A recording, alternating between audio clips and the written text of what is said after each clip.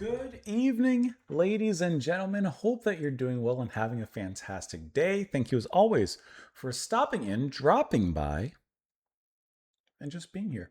Thanks for being here. As we today listen to Ave Maria Stella, we've listened to a version of this as composed by Josquin Desprez, and now we're going to listen to this as composed from John Dunstable. This is going to be coming from, let's see, I'm trying to find where I was looking for when it was composed, but I can't find that. But I do see that his lifespan was between born in 1390 and 1453. We're giving this a listen because it was suggested, sponsored by Sylvain. Sylvain, thank you so much for the recommendation and for the support. I truly appreciate that. Let's go ahead and dive on in. We'll discuss it a little bit, of course, as always. Just straight on in. Here we Hey, and it's the Orlando Consort. Is that like Orlando here? Like being performed by? I have to look that up real quick. Interesting.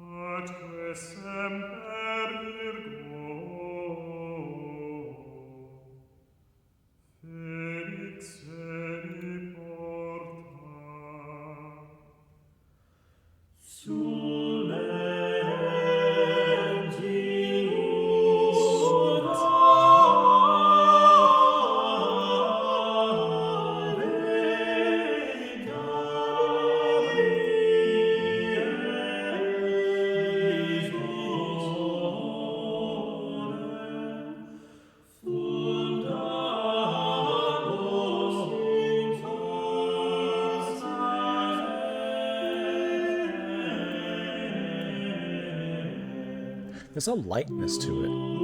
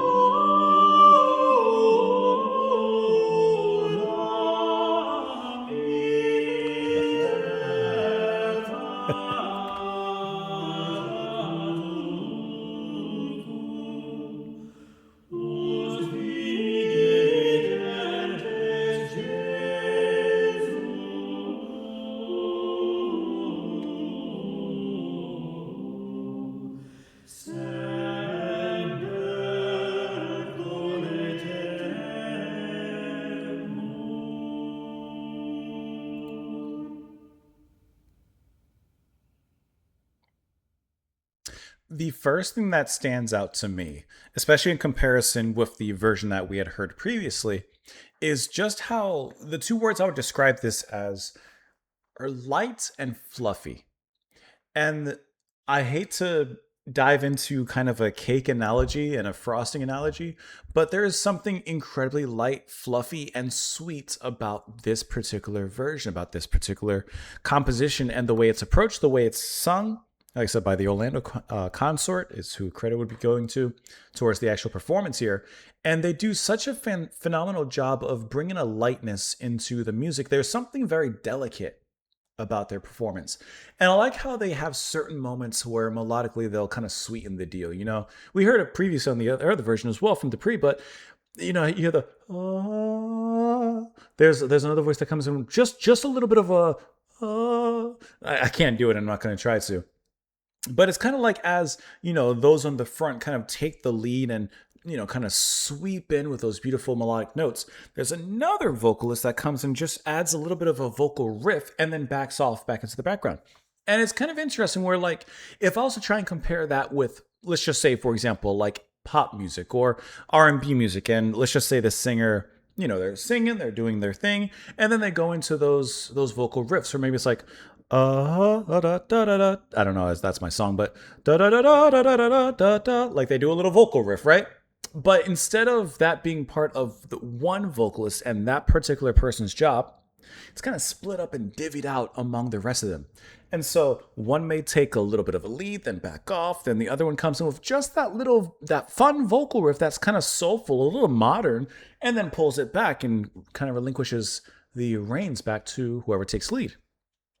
And they go back and forth with this vocal dance within their chants. And we've heard that before, but it's always impressive. I think that the way that a choir moves vocally is always impressive to listen to. And on the other hand, also just impressive to learn about and to kind of understand the workings of how it's all composed, written, and of course, executed and performed. And it kind of reminds me of looking at the inner workings of a watch or a clock, in which there's so many gears turning, and one's this big and one's this big and another is like the face of the clock, and they're all spinning and moving. I don't know, I almost said working and twirling, which turn into twerking, but that's not what I mean. They're all spinning and in line and intertwining with one another, and sometimes it seems like there may be some sort of conflict, and yet they always end up oddly satisfying.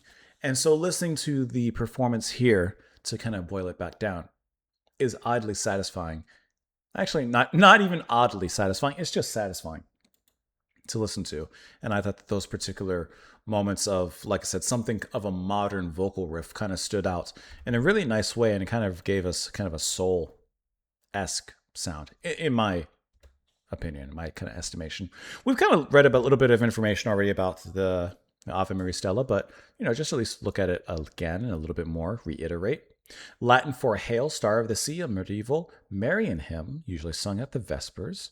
It was especially popular in the Middle Ages and has been used by many composers as the basis for other compositions, which I think is kind of interesting, how there's a basis composition, and then many composers will kind of work off of that and kind of, introduce their own style in it. Some more reserved and conservative and more traditional, and others a little bit more, liberal and kind of taking different liberties with the music and kind of experimenting with it in that way. It says authorship of the original hymn has been attributed to several people, including Bernard of Clairvaux, Venantius, Fortunatus, and Hermanus Contractus. Probably originating in the 9th century, it appears as a 10th century edition in two 9th century manuscripts, one from Salzburg and the other still at the Abbey of St. Gall. Frequent occurrence in the Divine Office made it popular in the Middle Ages, other hymns being founded upon it. It was highly influential in presenting the Blessed Virgin Mary as a merciful and loving mother. Much of its charm is due to its simplicity. And we've gone over the lyrics here previously, and it goes on and on from there. I think that that's gorgeous, and this was a really phenomenal performance and delivery from the Orlando Consort. If you don't mind, really quickly, I'm just curious, are they like based here, or is this just a name? This is probably just a name. Let's see.